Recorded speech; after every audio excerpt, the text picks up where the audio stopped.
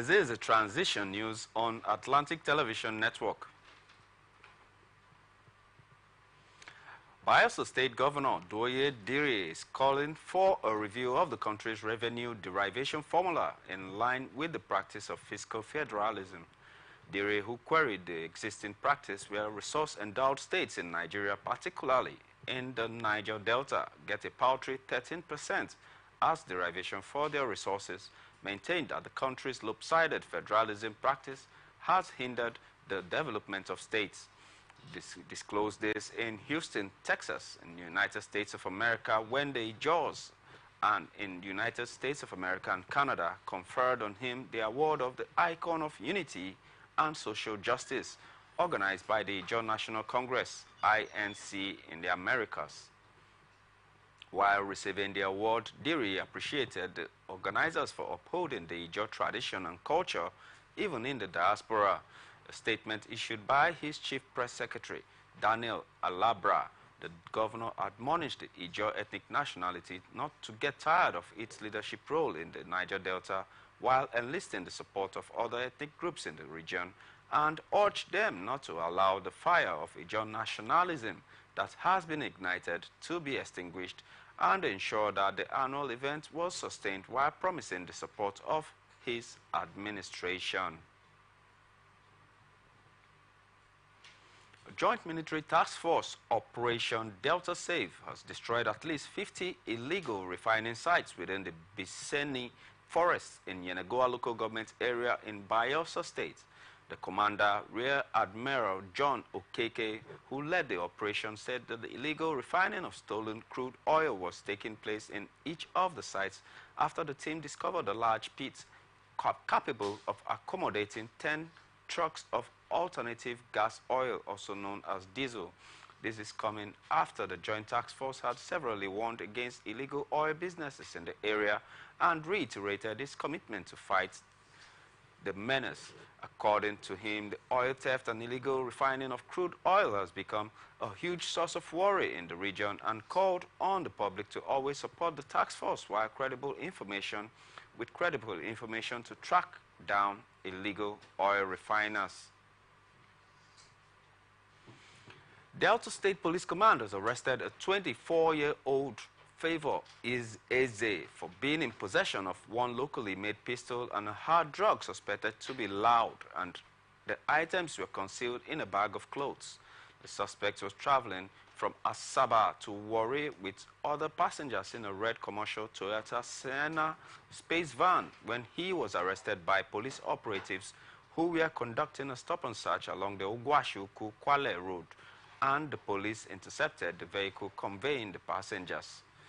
Delta State Police Command's Public Relations Officer, SP Bright Edafe, confirmed the development in a statement signed, adding that the suspect was arrested alongside the exhibits. Suspected armed men dressed in military uniform have allegedly invaded the Mbiaong Ukwa community in Odukpani local government area of Cross River State, killing 5 elderly people and destroyed several houses. Witnesses claim that the armed invaders, who came from the distant Isu community in Ihechowa local government area of Abia State, allegedly kidnapped a number of young men who resisted them. But police authorities in the state said that they were not aware of the attack, while I signed a statement in Calabar on Sunday said that the invasion was not the first time, and the suspects have been mining the limestone in the community and attempting to grab their land. In a reaction, the chairman of the National Youth Council of Nigeria in the local government area, Williams Basi, said in a statement that condemned the attack and called for swift government intervention. Anambra State government, through the open Operation Clean and Healthy Task Force, have sealed hotels and other business premises over environmental pollution and disobedience to court summons. The managing director of the brigade, Celestine Anere, who led the enforcement team, said that the action was necessitated by the flagrant disobedience to environmental laws by some hotels and leisure center operators in the state, adding that the enforcement was due to a public outcry over the environmental state of the areas where the businesses were located. He also said that the issue of disobeying environmental laws has become a perennial problem that is posing a serious threat to the sanity of the environment and the ecosystem in general. The sealing of the premises came after weeks of court notices served by the agency and the Ministry of Environment on them. Unknown gunmen have reportedly killed 3 police officers, including Federal Road Safety Corps personnel in separate attacks in Enugu State. Eyewitnesses said that the gunmen had attacked a police division in Umabo, Eha, Olumona local government area on Saturday night, killing 2 policemen, while in an as Igwe Waziri at Oba in Udenu local area of the state. The Igwe Waziri is the traditional ruler of Egale Amala community in Udenu local area, and the government killed a police officer and an FRSC personnel while Igwe Waziri escaped. The Enugu State Police Command spokesperson DSP Daniel Ndukwe is yet to speak on the matter. Lagos State Governor Babajide Sanwo-Olu received the Duke and Duchess of Sussex, Prince Harry and Meghan Markle's special advisor on media and publicity, Boyega Akosile, said that Prince Harry, who was accompanied by his wife Meghan, is on a 3-day visit to Nigeria to promote the Invictus Games, which he founded in 2014. The Invictus Games are aimed at raising funds and supporting serving members of the military, as well as veterans, to overcome their physical and mental illnesses, which would help them to develop a sense of belonging and increase self-esteem. Sanwo-Olu lauded them for the work they were doing with the nation's military men, especially on issues around mental health. Ekiti State government said its business environment and supporting local enterprises in the state.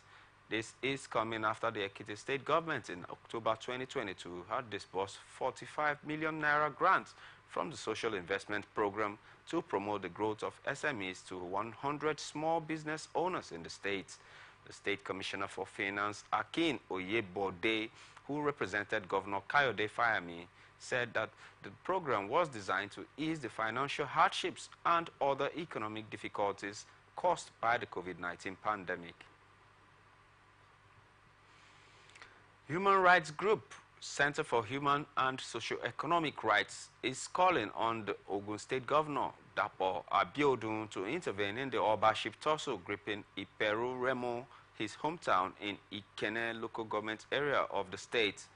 The chairman of the local government, Shegun Ogunleye, is alleged to be at the center of the tussle following his alleged resolve to impose one Olubenga Shomade as the next Akufon of Idarika Iperu Remo.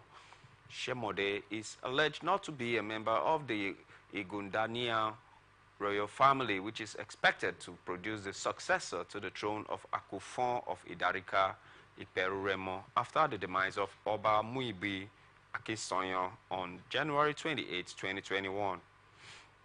Speaking in Abeokuta, the president of the group, Alex Omote Hinse, said that it is pertinent for Governor Abiodun to attend to lingering crisis emanating from the kingship selection in Idarika Iperu Remo before things get out of hand. The human rights group has, however, called on Governor Abiodun as the father of all to rise to douse this tension before it generates a full-blown crisis. Suspected middle-aged woman Abike Olonade has been arrested for trafficking a 16-year-old student to Libya. It was reliably gathered that the victim, whose name is yet to be disclosed, is a student of Adeoye Lambo Secondary School in Obada Oko, Ewekoro local government area of Ogun State. Confirming the arrest, the command spokesperson Omolola Odutola, in a statement in Abeokuta, said that the suspect confessed to trafficking the victim to Libya.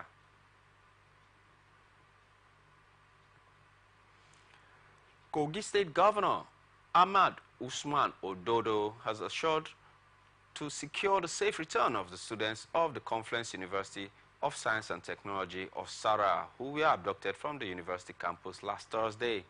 Ododo, who disclosed this, known when we visited Kustek campus on an assessment of the security situation in the wake of the security breach on the campus that led to the abduction of the students, said that every necessary step, including non-kinetic measures, had been activated to ensure the safe return of abducted students, while assuring members of the university community of efforts by the government to improve the existing security architecture on the campus.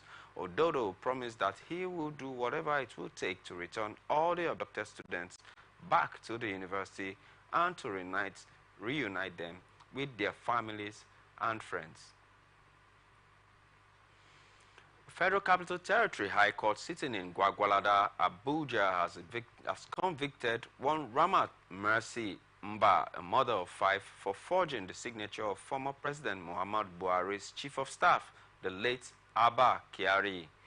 Justice Ibrahim Muhammad, however, deferred the sentencing of the convict till Thursday, 16th of May 2024, but directed that she be remanded in Suleja Correctional Center. This is coming after the Independent Corrupt Practices and Other Related Offences Commission had arraigned Mba in June 2022 on a 5-count charge bordering on cheating, fraud, and forgery, contrary to Section 13 of the Corrupt Practices and Other Related Offences Act 200 and Sections 320, subsection B and 366 of the Penal Code Cap 89, laws of Northern Nigeria. In the course of the trial, ICPC's prosecutor Hamza Sani led evidence before the court on how the convict dishonestly induced her victims in the guise of securing employment for them with government agencies like Federal Inland Revenue Services, National Space Research Development Agency, and the Independent Corrupt Practices and Other Related Offences Commission, while the documentary evidence tendered showed that the convicts fraudulently forged a letterhead paper of the office of the Chief of Staff to the former President Muhammad Buhari, Abba Kyari, and his signature. The letter addressed to the chairman of ICPC was a request for the recruitment of 3 individuals by the Commission and the late Chief of Staff in a written correspondence that was also tendered in court as exhibits, distanced himself or his office from authorizing the letter.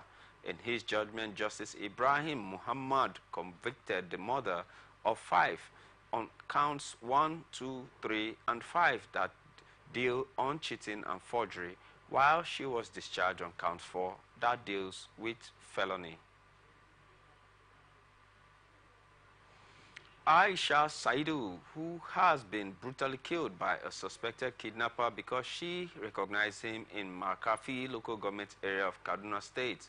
The perpetrator, identified as Abdulaziz Idris in Markafi local government area, confessed to the heinous crime, admitting to slaying the innocent child by brutally slashing her neck with a razor blade on account that she recognized him, and then went on to dispose of her lifeless body in a well. The police public relations officer, Kaduna State Police Command, Mansur Hassan, has said in a statement that Saidu Dahiru, father of the victim, a resident of Angwan Jumar, Zaria, reported to the Zaria City Police Station that his daughter Aisha Saidu, a 6-year-old female, went missing on her way to Islamia school. The statement explained that according to Daura,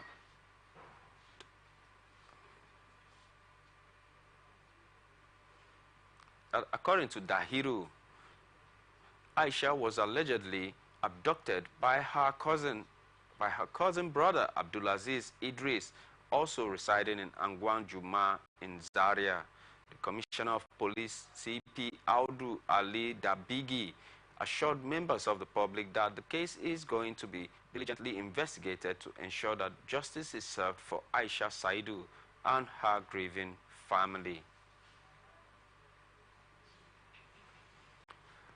All Progressive Congress in Galadima Ward in Gusau local government area of Zamfara State has removed the state party chairman Tukuru Makatako over what they described as bad leadership during his tenure.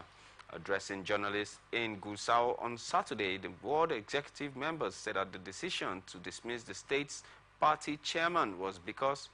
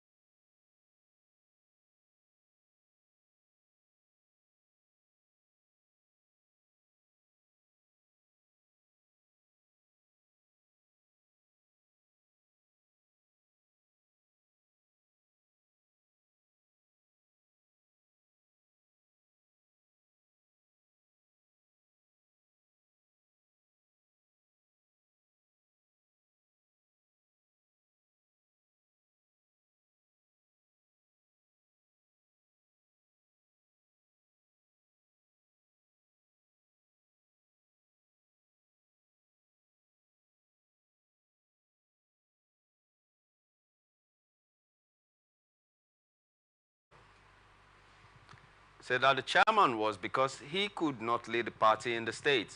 Speaking on behalf of the executive members, the vice chairman of the party, Alhaji Garba Bello, disclosed that 16 out of the 27 executive members of the ward signed for Maikatako's dismissal from the party. However, the state's APC secretary, Alhaji Yusuf Idris, could not respond to several phone calls and a text message sent to him on the matter. An operation by combined security forces have resulted in the successful rescue of 17 abducted male passengers in the Sola General area of Batsari local government area of Katsina State. According to a credible military source, the operation followed a distress call and consequently the Nigerian Army Team 9 troops in collaboration with Katsina State Police Command, State Community Watch Corps and special hunters and local hunters from Batsari swiftly mobilized and deployed to the scene. Upon arrival, the combined security forces engaged the violent extremists in a firefight and overwhelmed by the superior firepower of the security forces, the extremists abandoned their abductees and fled into the nearby bush. All the abducted passengers were successfully rescued and have been released to the officials of Batsari local government area. Bauchi State Muslims Pilgrims Welfare Board has expressed satisfaction with the readiness of the state's primary healthcare development agency to embark on pilgrims' vaccination against preventable diseases such as diphtheria, polio, and measles. The executive secretary of the board, Imam Abdul Rahman, expressed satisfaction when he visited the state's medical store in Bauchi, specialist store in Bauchi. According to a release signed by the information officer of the board, Muhammad Sani Yunusa, Abdurrahman was visibly happy over what he saw at the medical store and rescheduled the vaccination exercise, adding that the delay was due to hitches in the conveyance of the vaccine to the state. Nigerian Labour Congress said it has rejected any peace talks with the Julius Abure-led leadership of the Labour Party and will not back down on his plan to kick out the embattled national chairman. The deputy president of the NLC Political Commission, Professor Theophilus Ndubuak, said that his position conflicted with an earlier argument by the National Publicity Secretary of the Labour Party, Obiora Ifo, that they have commenced consultations with the aggrieved stakeholders of the party in line with the request of the presidential candidate, Peter Obi. But Ndubuako said that there was no going back on the union's decision to evict the embattled Labour Party chairman, stressing that the agitation will continue even if a new leader takes from NLC President Joe Ajero. The convention also saw all members of the National Working Committee return to this, but the slots for the NLC and UC were left vacant. According to Ndubuako, no sane Nigerian or lover of good governance who wants to dream of a new Nigeria will continue supporting Abure. National Rights Commission has declared 1,470 complaints over rights abuse in 824, with most of the reports involving government agencies. The 824 Human Rights Assessment Dashboard released in Abuja showed that 5,259 complaints of rights abuse were filed against state actors, including government agents, as well as the police, the military, and other security agencies. The figure is the highest number of complaints by a particular group in the April dashboard. In the same vein, a total of 2,877 complaints were received against non-state actors, while 1,063 reports were brought against the private sector actors. Also, there were 110 complaints of violations of the rights to life, while 136 complaints made disabilities.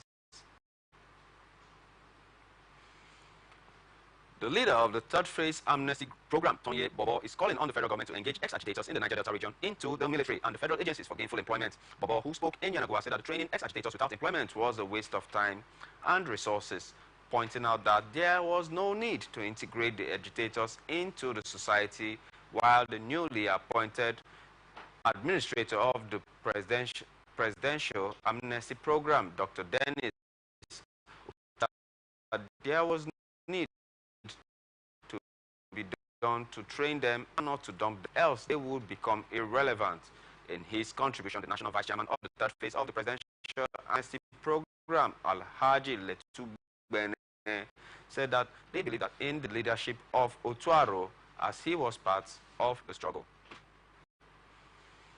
Executive Chairman of the Economic and Financial Crimes Commission, Olanipeko Olukoyede, has said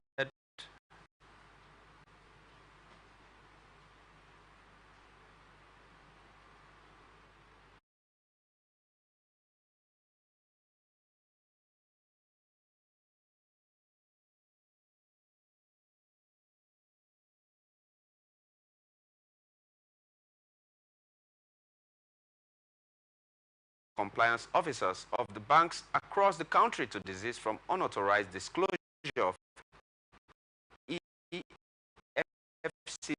EFCC's investigation requests from banks to their customers. Olukoyede, in a statement by the head of media and publicity, Dele Oyewa, in Ibadan, Oyo State, decried the support fraudsters received from banking sector in Nigeria, adding that it is posing considerable challenges and concerns in the commission. The chairman made this call through the acting zonal director of the Ibadan Zonal Command of the agency, Hawa Ringim, during a stakeholders meeting with the compliance officers banks in Oyo State. He said that the EFCC is aware of the fact that compliance officers information to their clients regarding letters of investigation activities written to the banks from the EFCC, adding that the act usually jeopardizes the investigation exercise of financial crimes and delays corruption cases from being filed before the law courts. Olukoyede also urged them to always respond to letters received from the Commission with certified true copies, including instruments of transactions of beneficiaries or sources, as this will expedite the processes of investigation to a logical conclusion, stressing that in Naira and the point of sale operators must stop. The Economic and Financial Crimes Commission has rated Edo State as the second highest in financial-related crime convictions in the country. This is coming after the zonal director of the agency in charge of Edo, their Ondo State, Efa Okim, disclosed this in Benin City while on a courtesy visit to the Edo State Council of the Nigerian Union of Journalists. Okim, who expressed worry about the statistics, said that it was not a good reputation for the citizens and the residents of the state. The Benin Zonal Director said that the cybercrime, popularly known as Yahoo Yahoo, had led some children to go into rituals and had even to using their parents for money, stressing that the crime undermined the culture, tradition, and sanctity of the Nigerian state and blamed parents for not checkmating their children. He said that the Commission was ready to partner with the media to reduce the visibility of crime on our streets, especially the cybercrime being perpetrated, mostly underaged.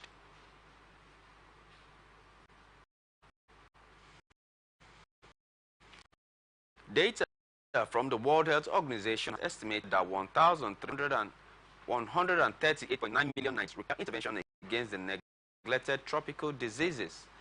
WHO said that the neglected tropical diseases are endemic in Nigeria as it ranks first in the African region and second globally after India, adding that it serves as a diverse group of conditions of parasitic, bacterial, viral, fungal, and non-communicable origin, noting that there are more than 15 NTDs in Nigeria. Meanwhile, the Fed in 2023 said it would eradicate neglected tropical diseases in the country by 2027. The director of the World Health Organization Global Neglected Tropical Diseases Program, Dr. Ibrahima Four, said that it was with a renewed focus on strategic priorities, addressing advocacy for action, there is urgent need for partnership, fostering and accelerated implementation, as well as technical gaps, including research and development and leadership to stem the tide of innovation. Defense Headquarters said it has unveiled plans for the construction of the state-of-the-art Invictus Center to facilitate complete recovery and rehabilitation of wounded soldiers and veterans of the armed forces of Nigeria. The unveiling was done at a reception in honor of the Duke and Duchess of Sussex, Prince Harry and Meghan, who are private visit to Nigeria on the invitation of the Chief of Defense Staff in Abuja. The center is expected to be equipped with that would aid recovery of the wounded soldiers and offer them the post-traumatic stress remedies as a result of trauma they might have experienced during operations. Prince Harry said that the Invictus community was privileged to have Nigeria become the first African country to join it, saying that the plans for the new Invictus Center made him become emotional and commended the Nigerian government for its support for the construction of the center to support the servicemen and women in their path to rehabilitation and recovery and in acknowledgement of their sacrifices. Minister of Defense Alhaji Muhammad Badaru thanked the Duke and Duchess for their establishing the Invictus Game and their concern for wounded heroes, adding that the support had given them the courage to continue to work and the government will do its best to make them happy.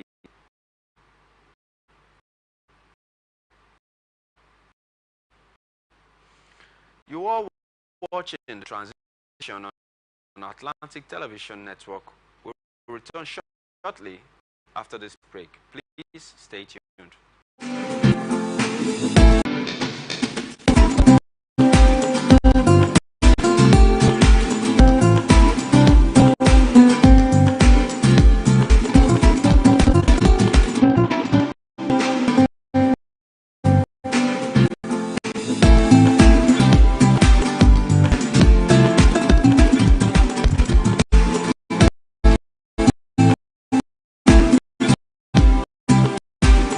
Get ready and proudly from the lines across the ocean to the land beyond the mountains through the Sahara, we bring honest points, analysis, expert discussions on trending stories in politics, business, socio-economy, sports, and documentaries.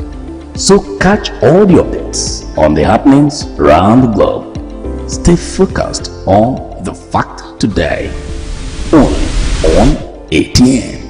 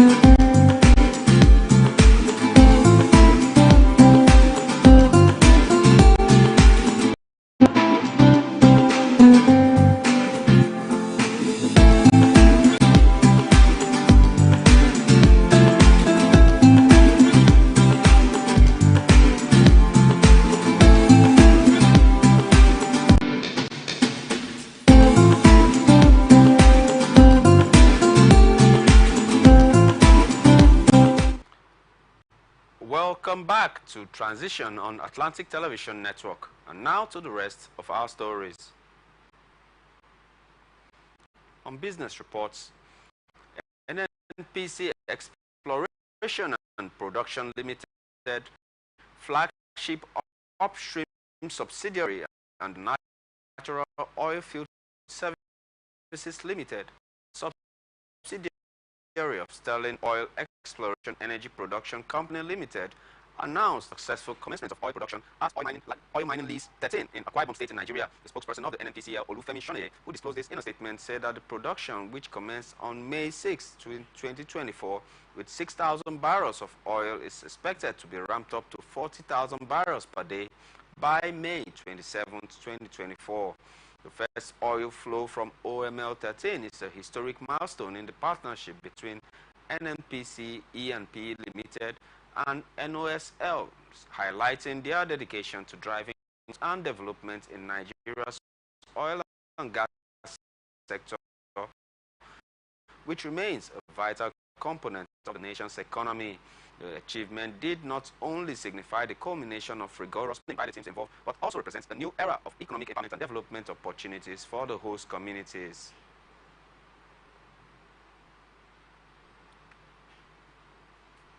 And on to international tidbits. Overnight protests in Georgia and United States have continued into the morning in a last-ditch effort to prevent the passing of a controversial law. This is coming after a standoff with protesters outside Parliament in Tbilisi, in the Georgian Republic. Security forces pulled out from the main square. Security forces were pulled out from the main square, and the protesters opposed a controversial foreign influence bill described by critics as the law, and the final voting on the bill is scheduled for Tuesday, while on Monday morning, governing Georgian Green Party lawmakers rushed it through a committee's vote and approving it in just 67 seconds. The bill, now due to go for its third and final readings, targets civil society organizations and independent media that receive foreign fundings, and protesters are concerned that the law will be used by the government to clamp down on dissent and would harm Georgia's hopes of joining the European Union, while tens of thousands of demonstrators spent the night outside Tbilisi's parliament building dancing as it rained through the dark hours. Ranks of police with shields and water cannons were stationed at the building to prevent demonstrators from stopping legislators getting into the parliament building to enact the new law.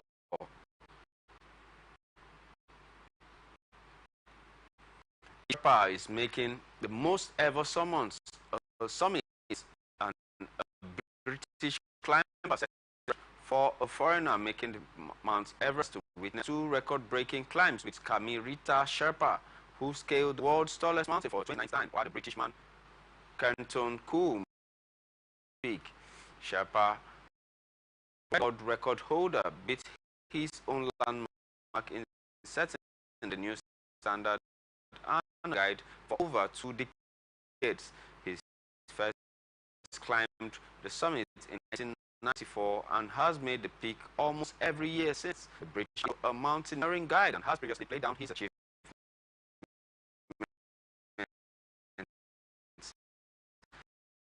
Laka Sherpa is the woman who has made the most ever climbs, crowding her world record climb in 2022. The Boston government has issued about 400 mountaineering permits to climbers this year for spring season, which runs from April to June.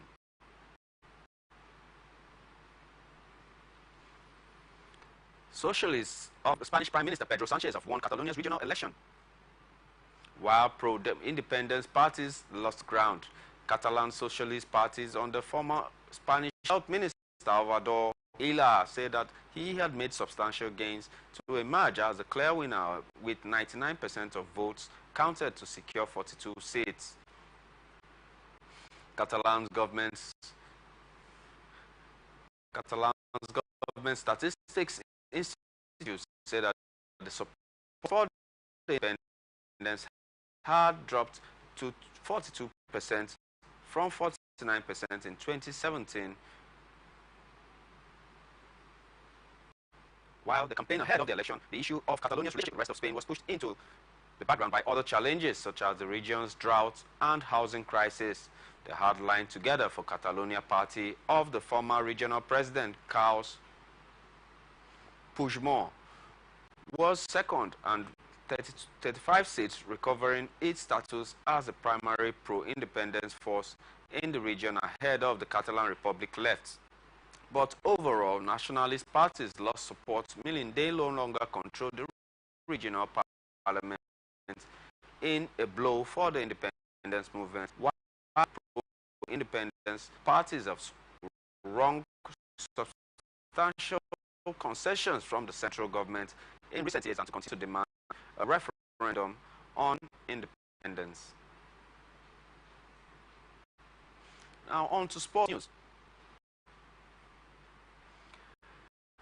Manchester United's head coach Erik ten Hag has claimed that he doesn't regret joining the club and following Ole Gunnar Solskjaer's departure a few years ago. Dutchman joined Man United in 2022 after leaving Ajax, and his tenure so far at Old Trafford has been bittersweet.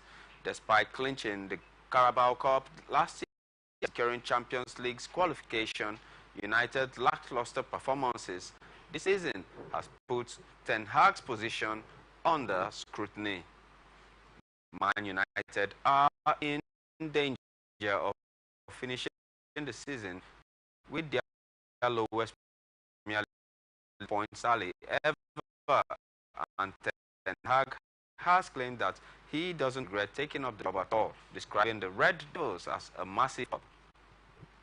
Former Manchester United striker when reasons are the club of playing up their injuries. Rooney was speaking about United's losing 1-0 to Arsenal at Old Trafford, while their second consecutive defeat and 14th overall in the Premier League.